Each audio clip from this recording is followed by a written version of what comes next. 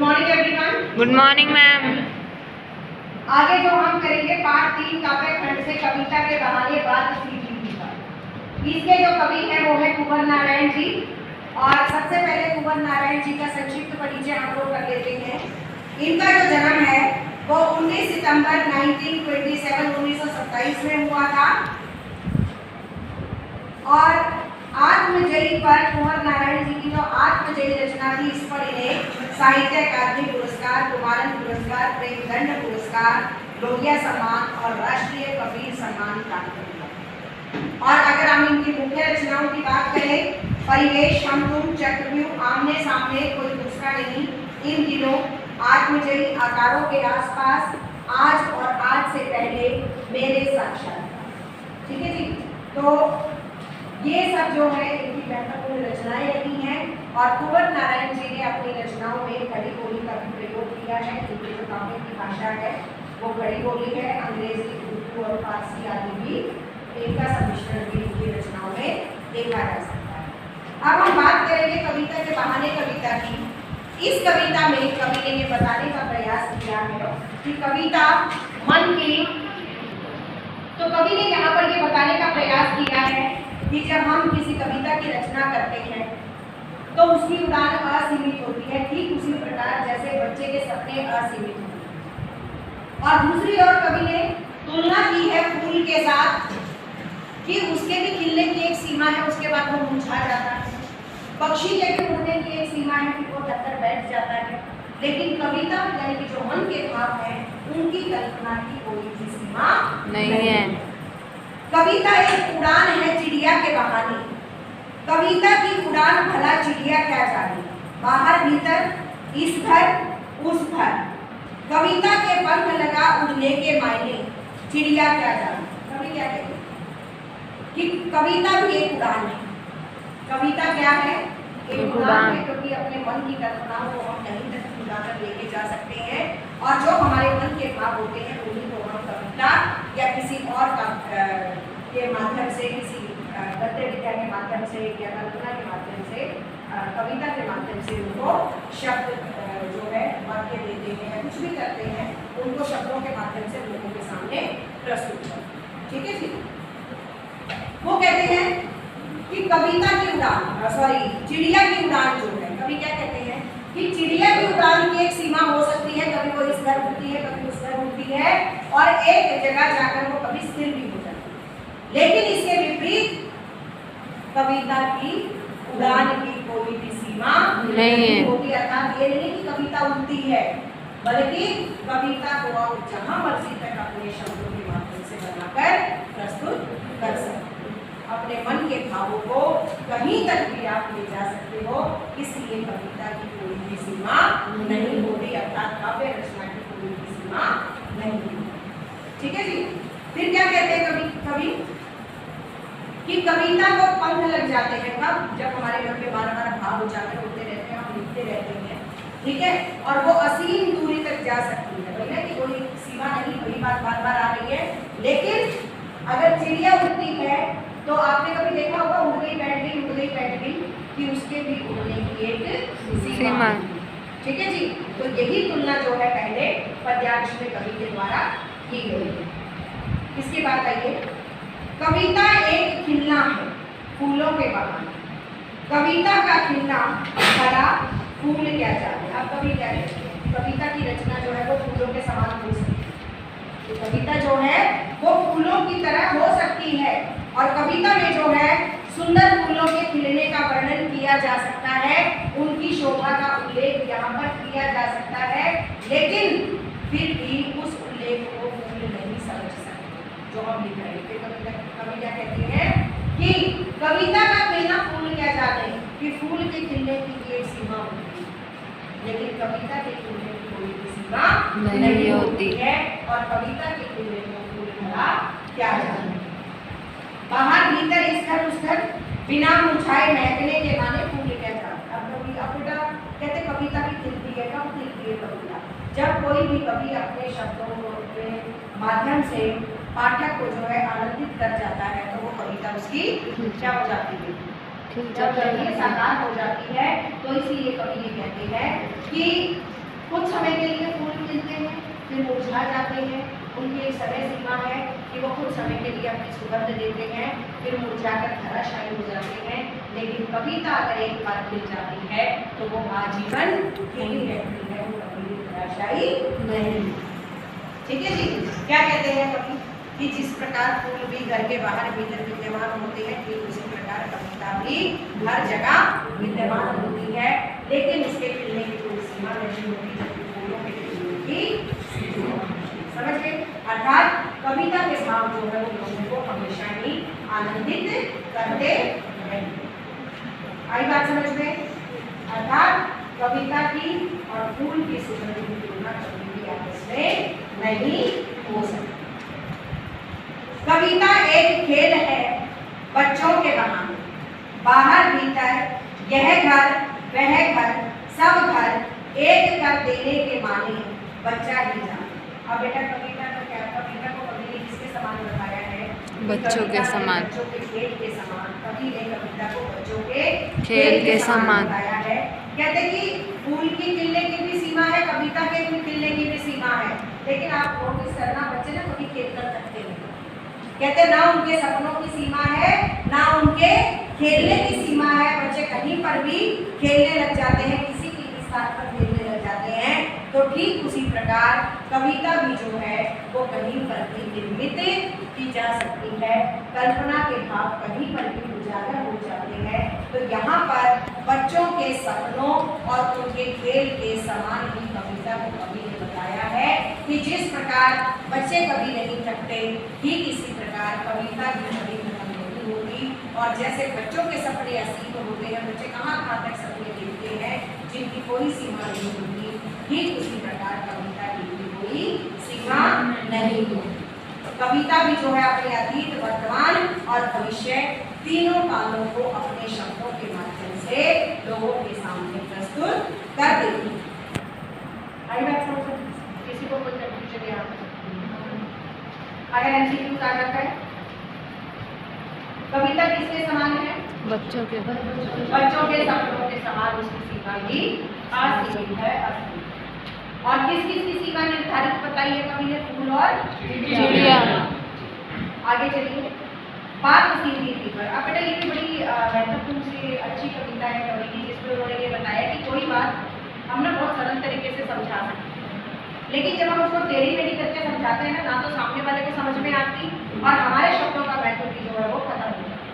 कुल मिलाकर कवि ने क्या बात पर जोर दिया है कि अगर आप किसी सामने वाले को, चाहे वो कविता के माध्यम से हो, चाहे वो निबंध हो, गद्य खंड हो या कोई भी हो, जब आप सामने वाले व्यक्ति को, चाहे गद्य हो या पद्य हो, सहज और सरल तरीके से समझाते हो तो वो बात प्रभावशाली है। लेकिन जब उसके अंदर आप कनिष्ठता ले आते हो, कठिन शब्दों का प्रयोग करते हो, अरे आपने भाषा में कनिष्ठता लाने का खूब प्रयास किया कि मैं कठिन से कठिन शब्दों का प्रयोग करूं, लेकिन जब सामने वाले को वो बात ही समझ में नहीं आई तो उस कनिष्ठता का कोई भी लाभ नहीं। बात सीधी थी पर एक बार भाषा के चक्कर में जरा टेढ़ी फंस गई। तो क्या कहते हैं कि बात तो बहुत सीधी थी कि सामने वाले को समझाई जा सकती थी, लेकिन भाषा को तरोड़ मरोड़ कर प्रस्तुत किया तो वो टेढ़ी हुई। समझ गए? कनिष्ठ शब्दावली का प्रयोग किया। उसे पाने की कोशिश में भाषा को उल्टा पलटा, तोड़ा मरोड़ा, घुमाया फिराया कि बात या तो बने या फिर भाषा से बाहर आए, लेकिन इससे भाषा के साथ साथ बात और भी पेचीदा होती चली गई। कभी यहाँ पर बेटा अपनी जो भावनाओं को ना बहुत ही सहज रूप से प्रस्तुत करने की बात हमें समझा। वो कहता है कि एक बार ना मैं अपनी भाषा को, वो कोई व्यक्ति वो लगा लीजिए, कभी लगा लिया हम आप, कि जब बात को समझाने का प्रयास किया वो इतनी कनिष्ठता का प्रयोग कर दिया कि वो पेचीदा हो गया। कहते फिर जब भाषा से बाहर आने की कोशिश की, उसको सरल बनाने की कोशिश करी तो वो और भी टेढ़ी मेढ़ी होती चली गई, जिससे उस बात का वजूद ही खत्म। आई बात समझ? Yes ma'am. एक तो मैं साधारण शब्दों में कहती हूँ, पाठ को याद करके लाओ। ठीक है जी? हालांकि कंठस्थ भी आपको समझ में आ जाएगा, लेकिन फिर भी एक बात है, बहुत सारे बच्चे जिनको नहीं पता, अगर मैं कहूँ ये कंठस्थ होना चाहिए, ठीक है? अब आप बोलिए मैडम ने क्या बोल दिया, कंठस्थ होना चाहिए। देखो जिसको नहीं पता है, मुझे पता है आप लोगों को पता है, तो ये एग्जाम्पल देकर समझा रही हूँ कि जब मैं बहुत आसानी से कह सकती हूँ कि इस पाठ को याद करके लाना है तो क्या मुझे वहाँ कंठस्थ शब्द का इस्तेमाल करने की जरूरत है? नहीं। अपनी भाषा को, सामने सरल। वाले को, अपने विचारों को सरल सहज तरीके से और स्पष्ट तरीके से सामने वाले को बताने की कोशिश। कुल मिलाकर कभी हमें ये संदेश दिया है कि जब आप भाषा के चक्कर में पड़ जाते हैं, उसको बलिष्ठ बनाने का प्रयास करते हैं, ना तो हम भी उसमें उलझ जाते हैं, सामने वाले को समझ नहीं आती, और जब उस चक्कर से बाहर निकलने की कोशिश करते हैं तो वो बात ना इधर की रहती ना उधर की, वो और भी टेढ़ी मेढ़ी बनती चली जाती। आई बात समझ में?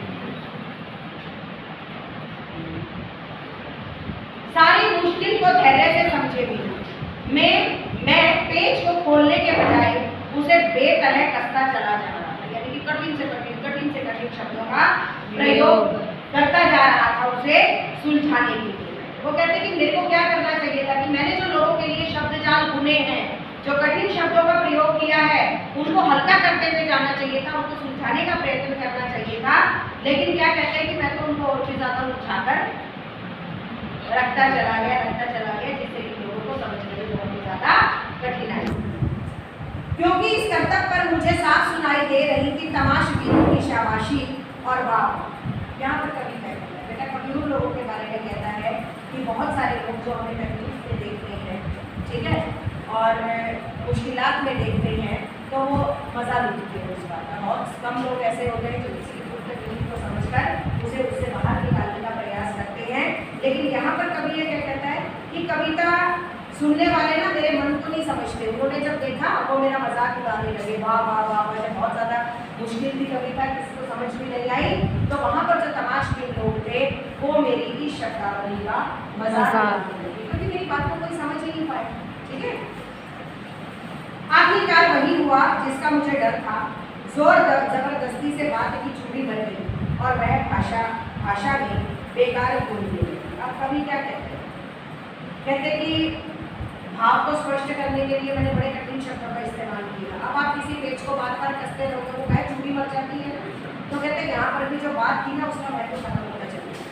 जो मैंने इतनी ज़्यादा कनिष्ठ शब्दावली का प्रयोग किया, तो इसी तरीके से मेरी बात की भी चूड़ी मर गई।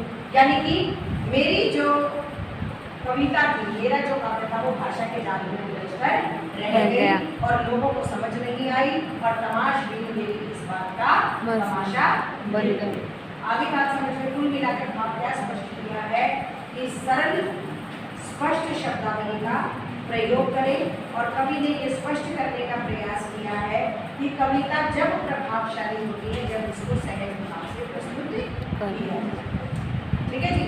अब आप कहोगे, हालांकि देखिए हमारे जो तुलसीदास जी हैं उन्होंने अपनी भाषा का प्रयोग किया है।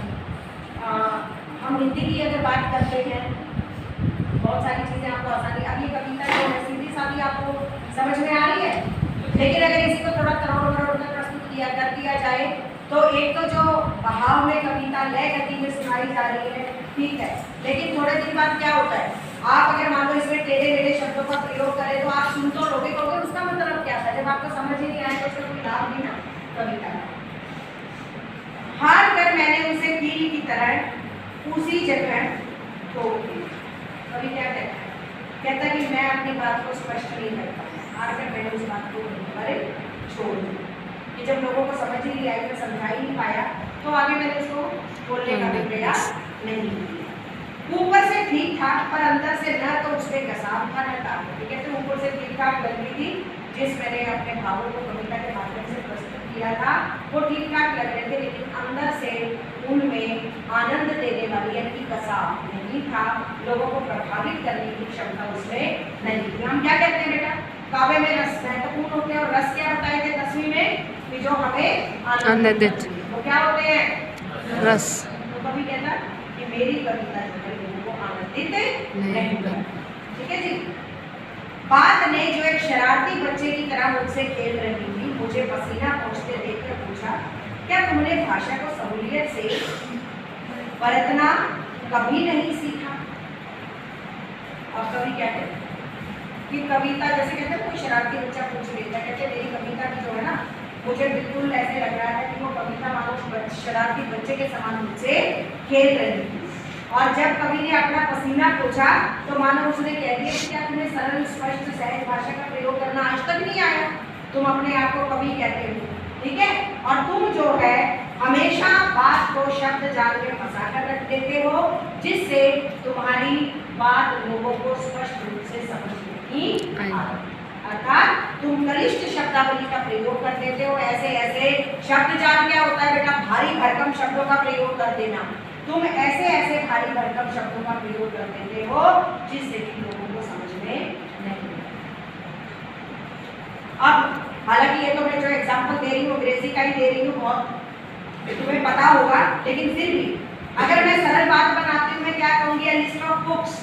क्या होगा, a list of books.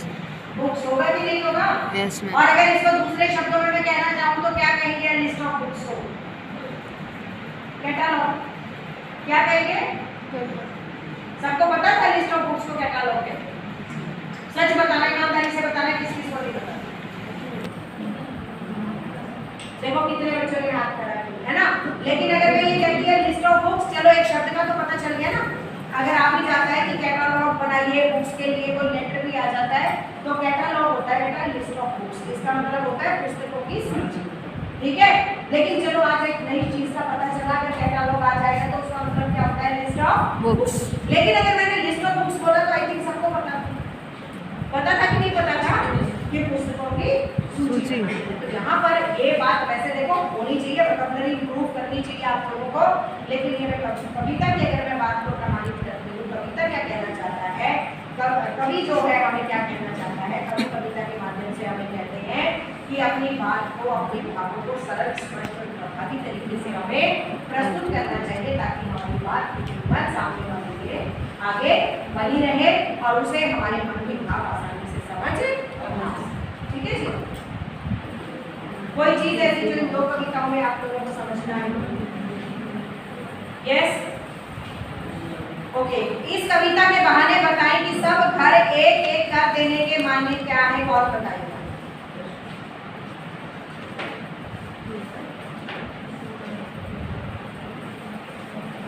Ma'am कविता एक खेल है, और जैसे मैम बच्चों की कोई सीमा नहीं होती खेलने की, जैसे बच्चों की कोई सीमा नहीं होती मैम खेलने की, उसी प्रकार जो कवि है वो अपनी कविता की कोई सीमा प्रकट नहीं कर रहा है। सब घर एक कर देने से अभिप्राय है कि जिस प्रकार बच्चे अपने पढ़ाई का भेद नहीं करते, पूरे संसार को अपने घर के समान समझते हैं, कभी इधर घर कभी उधर घर में फर्क नहीं पड़ता कि ये घर मेरा है या तेरा है, ठीक उसी प्रकार कभी ये कहते हैं कि ये पूरा का पूरा संसार जो है हमारे घर के समान है। जिस प्रकार बच्चे किसी सीमा में नहीं बदलते, सारी पृथ्वी उनके लिए घर के समान है, न तो वो भाषा की सीमा को मानते हैं और ना ही वो घर की सीमा को मानते। सब घर एक कर देने का अभिप्राय है कि बच्चे अपने पढ़ाई के भेद को नहीं मानते। ठीक है जी। नेक्स्ट है, उड़ने और खिलने का कविता से क्या संबंध है?